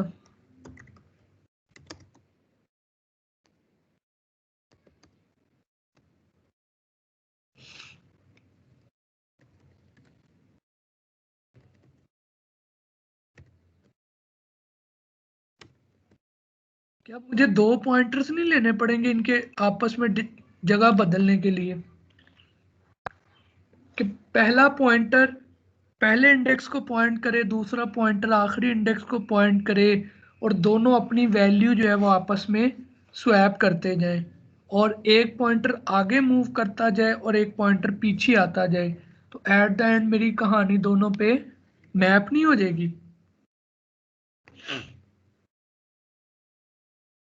जी जनाब, कुछ ऐसा गेम नहीं सर करना तकरीबन पड़ेगा? वही चीज होगी ना, उसमें हमने एक टेम्प बना लिया था इसमें 2 पॉइंटर। हाँ, अब हम इंडेक्स एक्चुअली नहीं ना यूज करेंगे, अब हम उन पॉइंटर्स को आपस में स्वैप करेंगे, उन पॉइंटर्स की मदद से वैल्यूज जो है वो स्वैप होना स्टार्ट हो जाएंगी। अगर आप कहते हैं कि मैं ये चलाऊं, तो लेट्स सी हम ये चला के देखते हैं वुड इट बी वर्क और नॉट। कंट्रोल है, अगर तो ये काम करता है तो वेरी फाइन, लेकिन जनाब वो काम कर गया तो हम एक पॉइंटर से स्वैपिंग कर लेते हैं, कोई इशू नहीं है। इसमें क्या करेगा कि जी साइज -i-1 पे पड़ी वैल्यू को वो वहाँ पॉइंट कराना शुरू कर देगा और वहाँ पे टेम्प को प्लेस कर देगा। फाइन जी, हम सिंगल पॉइंटर से भी स्वैपिंग कर सकते हैं, आई डोंट नो, लेकिन मुझे फर्स्ट टाइम पता चला, नाइस, कि वो पीटीआर के साइज -1 के ऊपर जाएगा और उससे वहाँ पे, अच्छा तो ये कुछ इस तरह की ट्रैवर्सिंग स्टार्ट हो गई है।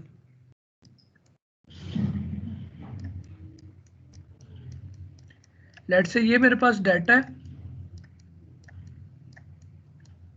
नल, वो पहले यहाँ पॉइंट कर रहा था, उसने अपनी वैल्यू टेम्प में स्टोर करवाई है, उसके बाद इस पॉइंटर का ना यहाँ से कनेक्शन ख़त्म हुआ और ये पॉइंटर उठ के यहाँ चला गया, ठीक है जी। उसने यहाँ पे पड़ी वैल्यू को इधर कॉपी किया, उसके बाद उसने क्या किया, कनेक्शन ख़त्म किया, वापस इधर आया और टेम्प में पड़ी वैल्यू जो है वो उठा के यहाँ पे प्लेस करना शुरू कर दी। तो आफ्टर द फर्स्ट लूप हर बार इसी तरह ये एक पॉइंटर जो है वो सारी जगहों पे घूमना शुरू कर देगा और आपकी वो आपस में स्वैपिंग जो है वो ये करता जाएगा।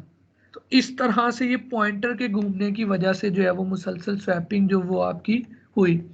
अच्छा जी, ये तो इसने एक करेक्टर रिवर्स कर दिया हमें, और रिवर्स करने के बाद अभी हमने सी आउट कराया है, हम फाइल पे भी राइट कर लेंगे। मुझे बताएं मैं डाटा, अरे डाटा रीड कितनी दफ़ा कॉल करूं, मुझे तो पता ही नहीं फाइल में डाटा कितना है, क्या करें? एक एंट्री के लिए हमारा कोड सक्सेसफुली चलता है, मैंने सारी एंट्रीज के लिए चलाना है, क्या करूं? सर एंड ऑफ फाइल तक का लूप चला दे। एंड ऑफ फाइल तो मुझे पता कैसे चलेगी, हम तो करैक्टर बाय करैक्टर रीड कर रहे हैं।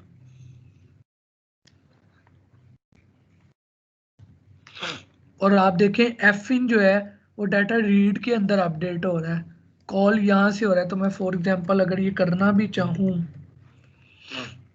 F in dot end of file,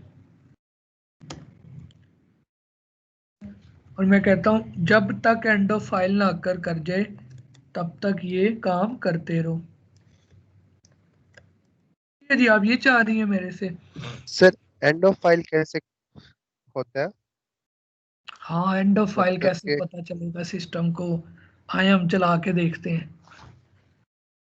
ले जी, सिस्टम को तो एंड ऑफ फाइल का पता ही नहीं चला एफ इन डॉट गेट के केस में।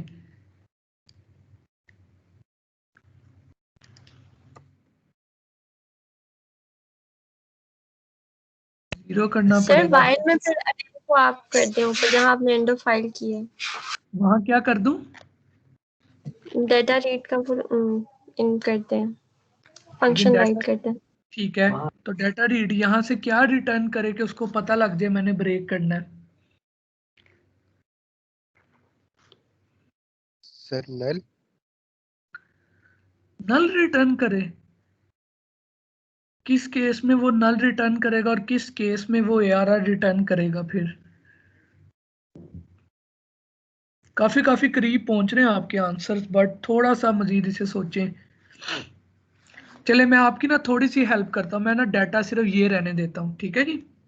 सर और मैं जब आप एंटर आएगा तब जी वो सेंड कर देगा करेक्टर पूरा, लेकिन जब नल आएगा तब ये बिल्कुल जी, भी। जबरदस्त। जब एंटर आए तो वो पूरी अरे सेंड कर दे, जब नल आए तो वो कुछ खास सिग्नल सेंड करे, जिसको चेक करने के लिए मैं आपको एक चीज और दिखाता हूँ। और ये सारा कुछ करने के बाद A R R is equals to null P T R again initialize करा दो।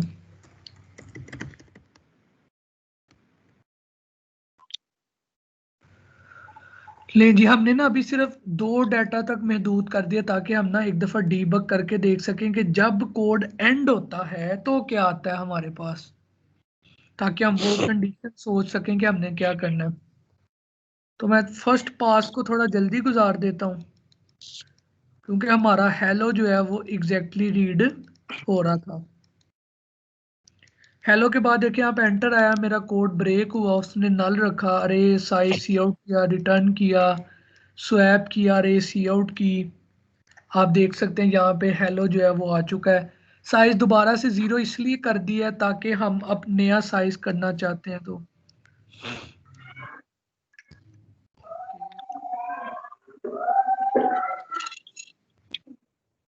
Control F5।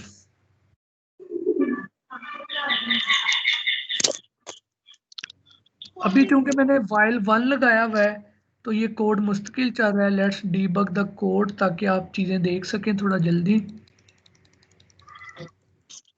जंगली स्थान पे रहने जी आपने फर्स्ट एंट्री रीड करने के बाद अरे को दोबारा से नल कर दिया ताकि आप दोबारा डाटा रीड कर सके। अब आप डाटा रीड में गए, आपने रीड किया तो क्या हमारे पास आया? हमारे पास एच आया।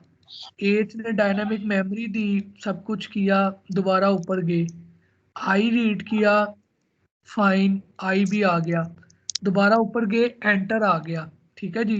अब सब कुछ सी आउट किया, ऊपर गए, स्वैपिंग की, सब कुछ फिट हुआ, ठीक। अब ना हमारी फाइल ख़त्म हो चुकी है। अब जब मैंने दोबारा रीड करने गया हूँ तो मेरे पास आप देखें कि ए में क्या आएगा।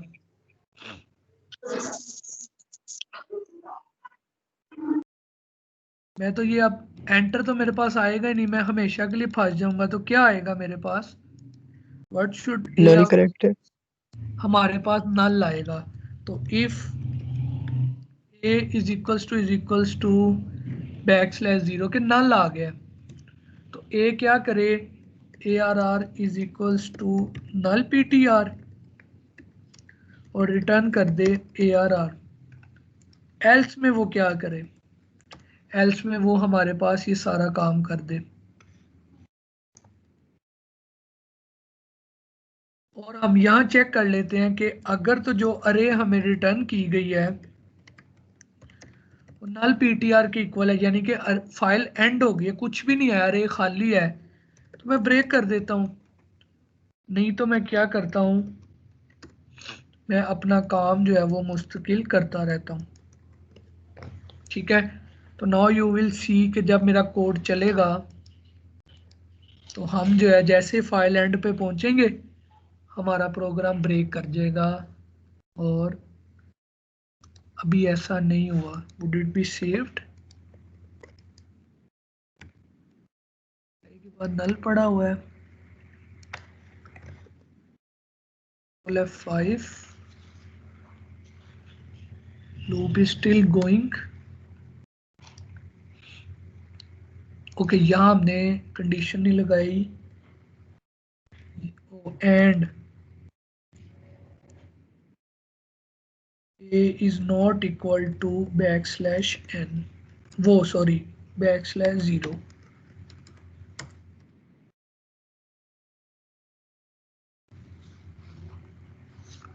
हाय हाय के बाद हमें \0 जो है वो नहीं मिल रहा, should be \0 as always।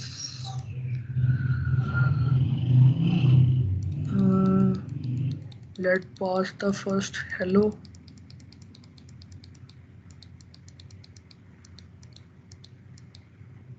Null PTR नहीं है, स्वैपिंग और साइज क्या हो गया, 0 हो गया।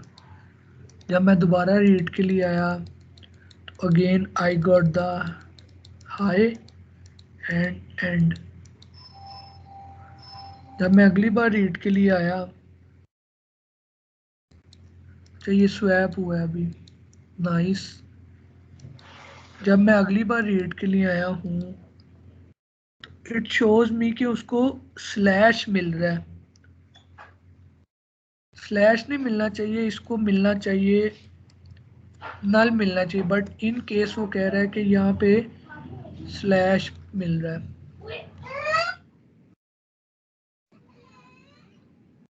तो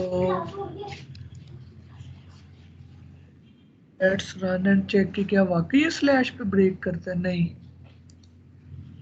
actually it should be null. हमारे जो होता है वो एफिंग डॉट गेट के केस में फाइल के एंड पे नल ही मिलता है। अगर मेरी फाइल एम्प्टी है इट शुड ब्रेक नाउ।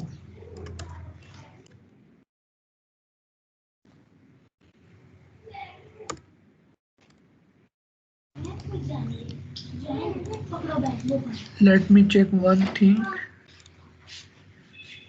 कि क्या हमने फाइल बनाने में कोई गलती की है।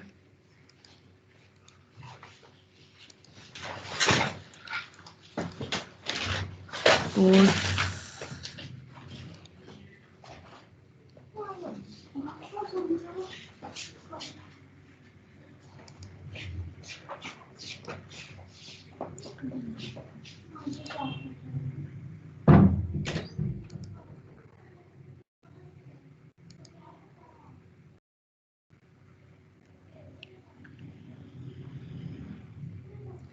yes, it always shows black \0। तो आई डोंट नो हमारे केस में जो है वो \0 जो है वो क्यों नहीं कर पा रहा।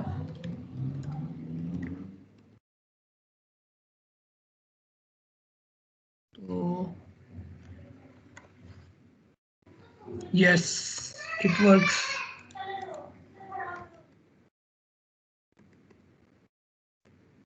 सर क्या एरर था? ये था मैंने इनिशियलाइजेशन नहीं की हुई थी वेरिएबल्स की। दिस हमने वेरिएबल को नल से इनिशियलाइज किया, तो अब वो जो आखिरी करैक्टर नल रीड करेगा वो इसमें एक्चुअली रिसीव हो जाएगा। और आप देखेंगे मैंने हेलो और हाई का जो है वो एग्जैक्टली रिवर्सिंग जो है वो की है। और अब मेरा डाटा जितना मर्जी बड़ा हो, देखिए मेरा इतना बड़ा डाटा है एंड आई विल गो, आप देखें वो एग्जैक्टली साइज भी सबके कैलकुलेट कर रहा है और सबको जो है वो एग्जैक्टली रिवर्सिंग भी दिखा रहा है कि ओरिजिनल टैक्स ये था, साइज उसका ये निकला है और रिवर्सिंग उसकी ये हो गई है। अब मैं सर वो आपसे तो ठीक है, क्वेश्चन, लेकिन इनिशियलाइजेशन कैसे इफेक्ट करती है? मतलब कि वैल्यू तो बाद में जाके चेंज हो ही जानी है उसकी। यार एक्चुअली जो बाय डिफॉल्ट इनिशियलाइजेशन होती है ना कि करेक्टर ने रुकना ही नल के ऊपर है, वो बहुत ज़रूरी है करेक्टर के केस में ना। अदरवाइज आपने देखा था कि जब मैं ये नल नहीं था प्लेस कर रहा ना, ये वाला, तो पता नहीं क्या क्या कुछ और कैसे कैसे प्रिंट हुई जा रहा था। फॉर एग्जांपल इस केस में चला के देखते हैं, आप ये देखें। सर वो तो एरे है, लेकिन जी जी मतलब कि इनिशियलाइज हमने एक करेक्टर किया, उधर एक ही करेक्टर आएगा। जी जी तो अगर हम उसको चेंज कर दें तो इनिशियलाइजेशन से तो फर्क नहीं पड़ना चाहिए। एक्चुअली पढ़ना चाहिए वो, इसलिए कि जब आप गार्बेज रीड करना चाहते हो ना, स्पेशली फाइल के केस के अंदर, तो आप देखो वो हमें ना -52 को करेक्टर दे रहा था जो कि आज की टेबल में एग्जिस्ट भी नहीं करते। तो इसलिए जो होता है वो वेरिएबल की इनिशियलाइजेशन काफ़ी ज़रूरी होती है। अच्छा सर, जैसे हम करेक्टर से एरे रीड कर रहे हैं, अब हाँ लास्ट में एग्जांपल फिफ्थ इंडेक्स पे जो हमने रखवाना है, जी मतलब कि फिफ्थ लेटर एम पड़ा है, तो और उससे आगे नल पड़ा है, ठीक तो है। मतलब कि वो क्या रीड करेगा या एंटर जो भी पड़ा है फाइल में। हाँ तो जब वो सिक्स्थ इंडेक्स पढ़ेगा फाइल से, तो ए में हाँ, क्या पड़ा होगा? ए में क्या पढ़ा होगा? ए में एंटर पढ़ा होगा। जब मैं फॉर एग्जांपल ये काम कर रहा हूँ ना कि ए से रीड करता हुआ इस लूप से बाहर आया हूँ, तो ए में एंटर पड़ा होगा। उसको चेक करने के लिए आई कैन शो यू, मैं यहाँ ब्रेक पॉइंट लगा देता हूँ, ठीक है। तो लास्ट वैल्यू जो अरे में पड़ी, ए में पड़ी होगी, डेट इज \n। अब उसको मैंने फ्लश भी तो करना है किसी तरह। वो किस तरह फ्लश हो जाएगी? वो इस तरह फ्लश हो जाएगी कि जब फंक्शन खत्म होगा तो वो खत्म हो जाएगी। ये देखिए, देखिए जब मैं पहुंचा हूं तो ए में एंटर पड़ा हुआ है, लास्ट करेक्टर। जी सर। तो उसको शुरू पे कोई गार्बेज मिलने से बेहतर है। अब देखें, मैंने गार्बेज की फाइल से मैंने रीड करना चाहा, फाइल से कुछ रीड नहीं हो सका, ठीक है। फॉर एग्जांपल इसकी एग्जांपल मैं ऐसे सेट कर देता हूँ पी। आप देखिएगा ये ब्रेक कर देगा पी के केस में। ये देखें वो ब्रेक किया पी के ऊपर। क्यों ब्रेक किया मैं आपको बताता हूँ।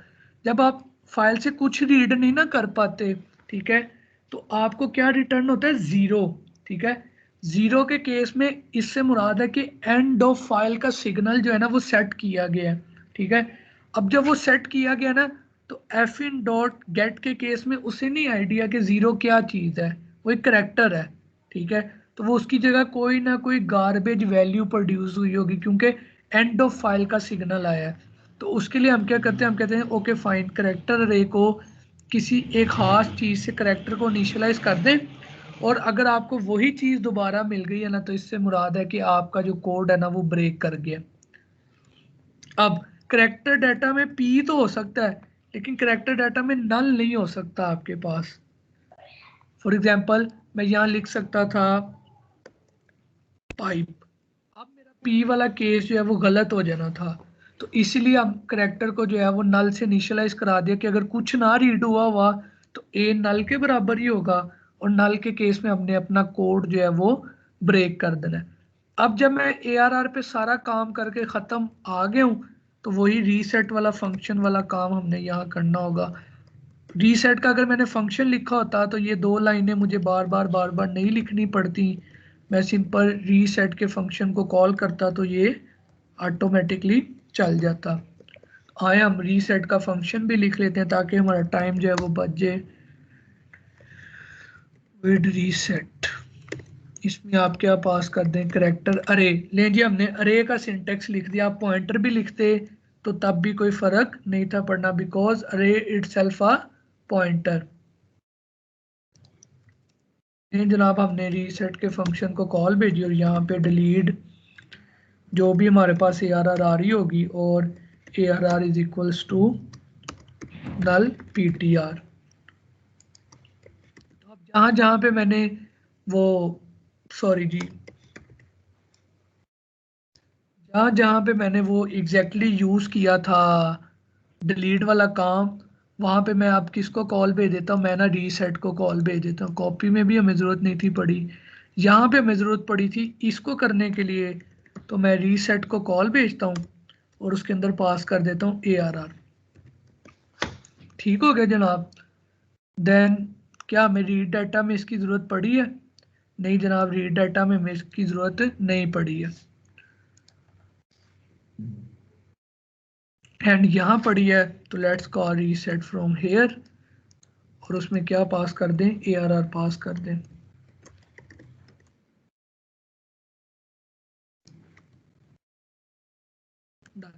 अब ये था रिवर्सिंग का। अब जो असाइनमेंट है ना, देखिए काउंटिंग मैं यहाँ पे कर रहा हूँ बट मैं काउंट को यहाँ पे स्टोर नहीं कर रहा। तो आपको सिर्फ क्या करना पड़ेगा, एक डायनेमिक अरे इंटीजर्स की रीग्रो की लिखनी पड़ेगी कि जब आपके पास साइज आ जाए तो वो साइज अगर 0 नहीं है तो उसको आप क्या कर लें, स्टोर कर लें। That's it. इतना सा सिर्फ फ़र्क है असाइनमेंट और इस प्रॉब्लम के अंदर। फॉर एग्जांपल अगर मैं इस प्रॉब्लम को असाइनमेंट के सिंटैक्स में ले जाता हूँ,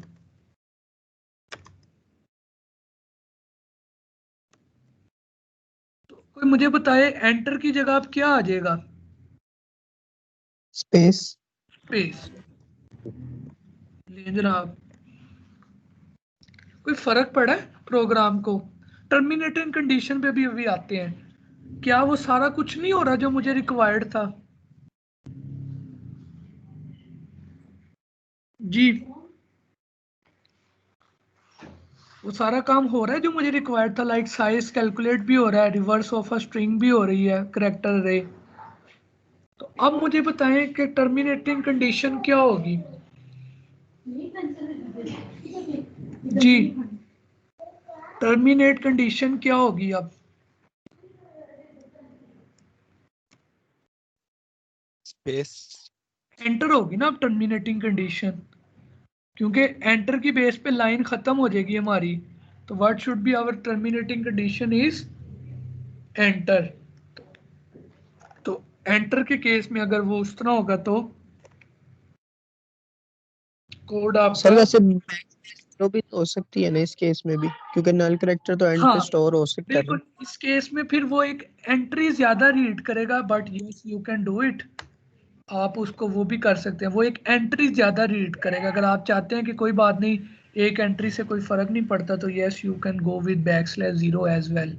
और स्पेसिस की बेस पे जो है वो आपका, अभी भी मैं साइज प्रिंट करा रहा हूँ, आपने उसको एक अरे में स्टोर करना होगा। और वो अरे में आप कैसे करेंगे, आप इंटीजर की 1D रीग्रो अरे यूज करेंगे। और इसी तरह जिस तरह मैंने ये किया है कि पुराना करैक्टर का डाटा भी कॉपी कर रहे हैं, आपको पुराना इंटीजर का डाटा कॉपी करना पड़ेगा। बस इतना सा फर्क है असाइनमेंट में और इस प्रॉब्लम के अंदर। मैंने इवन डाटा असाइनमेंट के केस में अरेंज कर दिया है कि you can go with the spaces as well.